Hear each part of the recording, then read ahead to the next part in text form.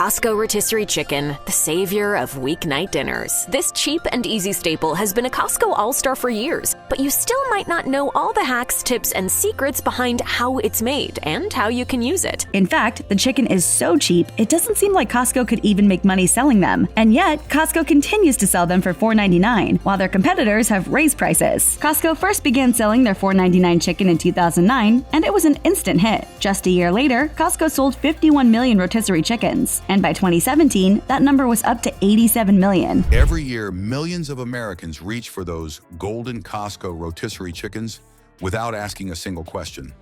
But what if that $5 chicken is doing more damage to personal readiness than you realize? Soldiers are trained to understand that diet fuels performance, endurance, and combat effectiveness. And yet civilians often overlook how the same food choices can erode strength, clarity, and even national resilience. Stay with me, because once you see the connection between bargain convenience foods and battlefield readiness, you'll look differently at every item in your cart. Before we move on, I'd like to ask you a small favor. If you appreciate this content, please take a second to like this video and subscribe to the channel. Over 98% of you watch the videos without subscribing. It costs you nothing, but it makes a huge difference to us. So did you click the subscribe button? Great. Thank you so much. Now back to the video.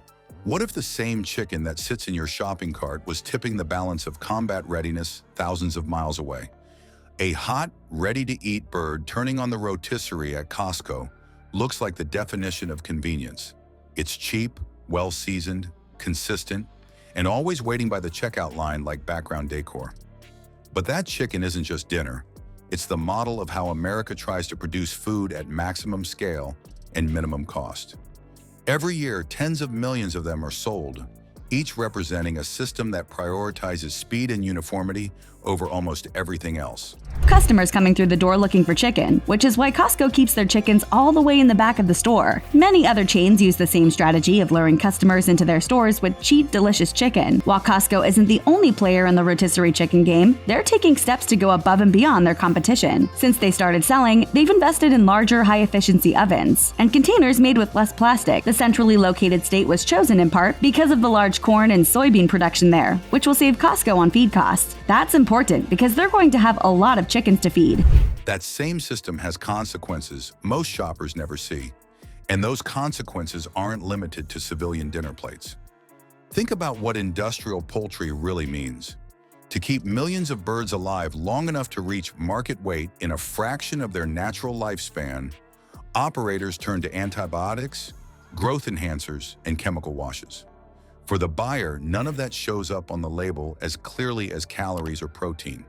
But science has shown that the side effects of those shortcuts don't vanish just because the meat is cooked.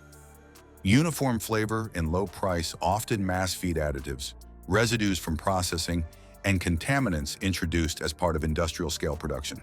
Cooked chickens are going to go bad faster, and they want to keep them at a price point that'll make sure they're continuously going out the door. People need a reason to make their trek to Costco, and what's a better reason than a quick and tasty low-cost dinner that's ready to serve? It's also worth noting that rotisserie chickens aren't the only products Costco has said they'll keep at these insanely super low prices. While that might go unnoticed in a casual eater who feels only mild fatigue or indigestion, the impact becomes more obvious in high-performance environments where every calorie is expected to deliver maximum clean energy. In 2023, unusual patterns began surfacing in overseas units. Troop medical officers reported sudden spikes in stomach illnesses that weren't linked to local water or obvious infections. Investigations traced a portion of the problem back to poultry shipments supplied through commercial sourcing. Compared to the previous year, reported gastrointestinal cases jumped by 40%. For soldiers already operating in climates that punish endurance, intact sleep cycles, that increase represented not just discomfort, but measurable operational loss. Missions delayed, training canceled, and evacuation flights increased. All traced in part to something as simple as what was on the lunch tray. Energy, recovery, and alertness don't just depend on calories. They depend on the body's ability to process nutrients cleanly. When additives build up, when repeated low-level contaminants interfere with gut health or immune response, the effects compound. Soldiers recovering from strain or injury take longer to heal, and even basic duties like maintaining focus during surveillance suffer. Drop those effects into a combat zone, and you have fatigue settling in faster, decision-making clouding earlier, and strength reserves running thinner. On paper, it looks like attrition. On the ground, it looks like units struggling to keep pace. Even special forces, known for enduring extremes, show how carefully food is factored into readiness. Reports from training planners indicate that certain mass-market poultry products are avoided altogether during advanced preparation for long-haul endurance exercises. The reason given, concerns about inflammation and slowed recovery tied to diet. In other words, the same brand of chicken a civilian might grab at a wholesale club is absent from the menu for soldiers expected to perform at peak output. That gap in priorities raises a serious question. If elite fighters know to steer clear of particular poultry sources, why do civilians continue to treat them as safe staples? The Pentagon itself has not ignored the issue. Research funded under military nutrition programs revealed a connection between heavy reliance on processed poultry and reduced combat effectiveness. The findings weren't abstract theory. They linked diet composition with measurable decreases in stamina and cognitive reliability under stress. Food wasn't just background, it was a determining factor in whether a soldier could maintain performance during extended operations. Yet the same supply channels that feed bases often mirror the consumer circuits that line supermarket shelves. That overlap means lessons from the battlefield point straight back to civilian kitchens. Here lies the twist. The very chicken marketed as safe and affordable may contribute to weakening force capability well before any weapon is raised.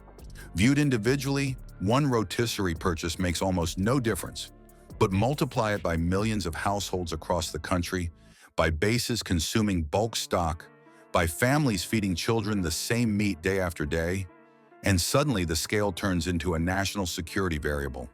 A grocery run begins to look less innocent when its collective outcome reaches into training camps, overseas deployments, and command decisions. So here's the unsettling takeaway.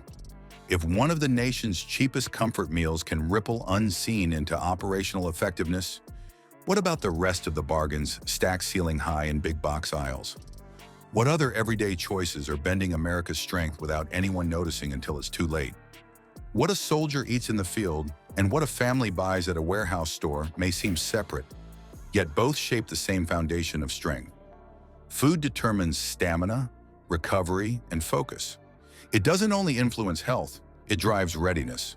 When quality is traded for price, the loss spreads wider than one dinner.